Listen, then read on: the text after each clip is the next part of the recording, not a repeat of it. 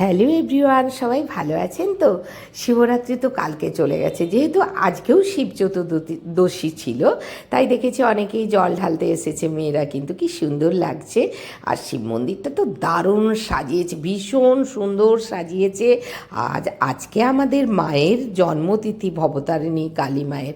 তো মন্দির অপূর্ব সুন্দর, মানে চোখ ফেরাতে পারবে না, এত সুন্দর সাজিয়েছে। এটা কিন্তু একটু নকল ফুল নয়, সমস্ত কিন্তু আসল ফুল। আর একদম অনেক দূর দূরান্ত থেকে এই ফুলগুলো এসেছে। কত মানে কি সুন্দর করে সারা রাত ধরে ছেলেরা অক্লান্ত পরিশ্রম করে আমাদের মন্দিরকে সাজিয়েছে, কি দারুণ লাগছে দেখুন, ভীষণ সুন্দর। আর কালকে কিন্তু আজকে আমার মায়ের, ভবতারিণী মায়ের পুজো, কালকে আমাদের বাৎসরিক অনুষ্ঠান, তার সঙ্গে ভোগ খাওয়ার নিমন্ত্রণ, সবাই ভোগ খাবে এবং প্রচুর লোকজনের সমাগম হবে, একদম সবাই আসবেন এখানে ভোগ খেতে।